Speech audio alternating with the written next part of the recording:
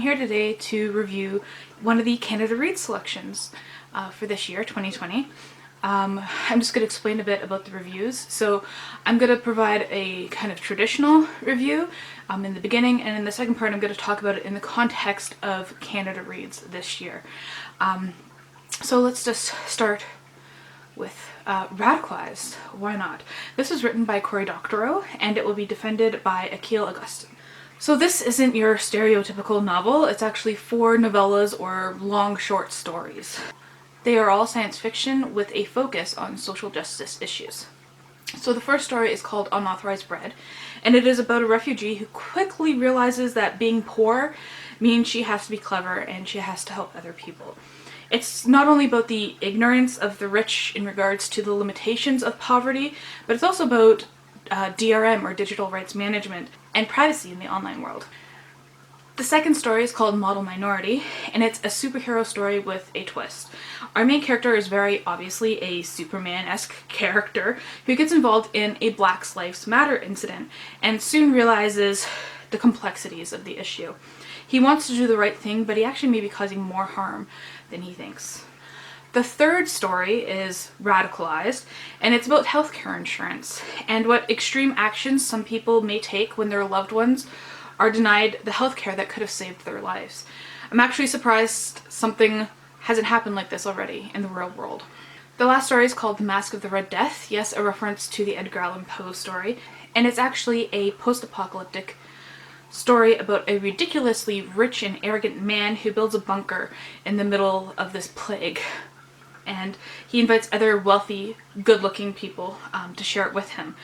And this is an interesting story that subtly hints that maybe the rich aren't needed when society collapses. Hashtag eat the rich. So for me, there's 3 important things I look for in a book, a good book, and that is the writing, character development, and themes. So those are the 3 things I'm going to be focusing on in my review. In regards to the writing, I actually found myself reading each novella in one sitting. It was that readable. Pacing was very appropriate for each story. It was very suspenseful when it needed to be, and it was very quiet when it needed to be as well. I'm definitely looking forward to picking up other works by Doctorow after reading this. So in regards to character development, each character was distinct, and I found them grounded in reality. So despite this being science fiction, the characters felt very current. My favorite characterization experience was actually in Radicalized, when you find you are suddenly sympathizing with people who have become radicalized online and who become terrorists. It was definitely an interesting thought experiment to put yourself into their shoes. And it was a good moment to reflect on our own prejudices. And then we have Wilbur in Model Minority, who gets rescued from a beating by the police by the American Eagle superhero. And he stands up for himself against everything. And he lets the superhero know that, you know, despite his heart being in the right place, he doesn't need a white savior. Another interesting character from Model Minority is the Batman-esque superhero. Doctorow kind of showed the hypocrisy of Batman / Bruce Wayne being this multi-billionaire who made this money from military contracts, trying to fight for the people, but really seeking vengeance for himself, while creating the very weapons that are being used against these people. You know, he could actually be using his money for good, and that would cause more benefit in the society than his superhero adventures. In regards to themes, a common thread in all these stories is social justice and intersectionality as well. So for example, in the first story, it talks about how being a refugee, especially from a different race or culture, affects wealth or the lack thereof, which affects housing, which affects choice in regards to dealing with, you know, internet privacy, transportation, even, you know, takes it that step further because it is science fiction, you know, access to elevators. Radicalized has parallels to incel culture and the far right becoming radicalized online, and discusses the issues of how radicalization of white men who become terrorists are talked about completely different than if they had been of another race. He addresses the complexity of these issues as well. You can't just isolate one thing and have a blanket solution to things. These things are complicated. So what is one of the standout features of this book? I think it's very impressive how Doctorow manipulates the reader's sympathies. He makes his characters complex with both positive and negative features. I appreciate that he doesn't spoon feed us virtuous characters, but instead presents nuances and shows us how when we think we may be doing something right, we actually aren't. So for example, in Model Minority, American Eagle is convinced he's doing the right thing, but the way the story is written shows that he may not actually be helpful. He harkens back to Greek classic plays where the character's hubris is their downfall, as we see in the Masque of the Red Death, but also has us feel sorry for that character as well, as, you know, one by one everyone's leaving him. And just another small thing I'd like to add here is that I love all the references to nerd culture, such as DRM, internet privacy issues, piracy, raising questions about the morality of superheroes like Batman and Superman, talking about like the dark web and hacking. I really appreciate that as well. One of the negative features of this book is the last story. The Masque of the Red Death seems a little out of place in comparison to the other stories on the surface. It doesn't feel like it's addressing a social justice issue as in your face as the other ones. This one actually required a little more thinking and a little more effort on the part of the reader to understand. The social justice issue, for me at least, was the divide between wealth and poverty. So I'm going to share a quote from the book that I really liked. I want to preface this by saying that I don't condone violence. I just appreciated this quote and the way that it, and the reflection that it causes us to look at in our history. They say violence never solves anything. That's only true so long as you ignore all of human history. So now I'm going to address how the book fits into the theme for this year's Canada Reads. So the theme for this year is a book to bring Canada into focus. And one of the negative effects of focus is that you kind of tend to ignore the different dimensions and complexities of issues.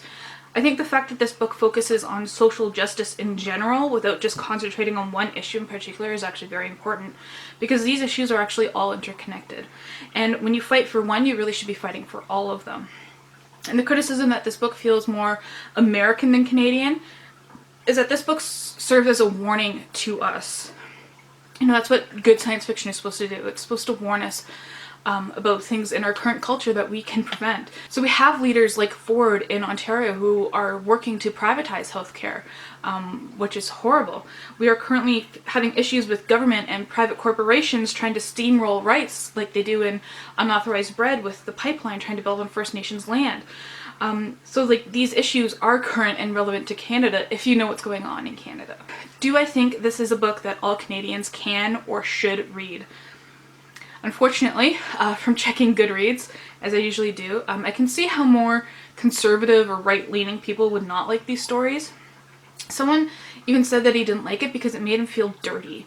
And that was very interesting because I thought that's the point of the book, isn't it? Is to make you aware of these things and how your actions affect them.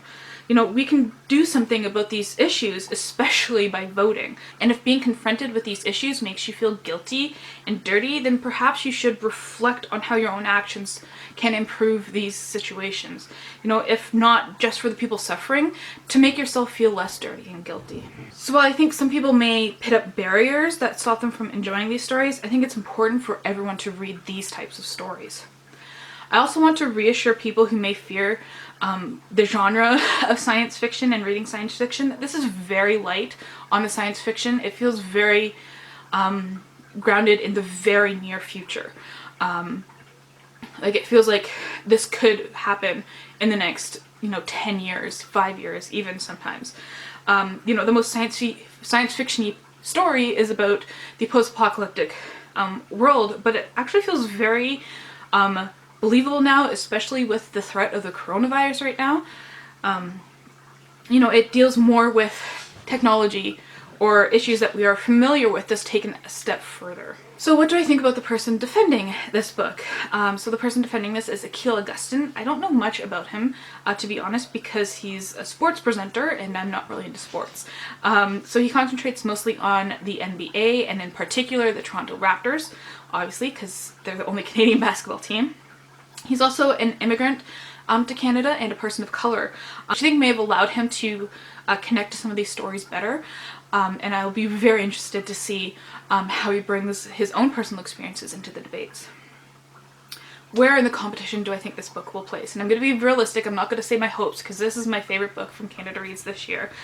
But unfortunately, I think this book may be voted off very early on because people argue that the genre is off-putting because it's 4 separate stories instead of 1, and because it feels American. But as I said, if we don't stop and look around us, we are very close to becoming like America. So that's my review of Radicalized.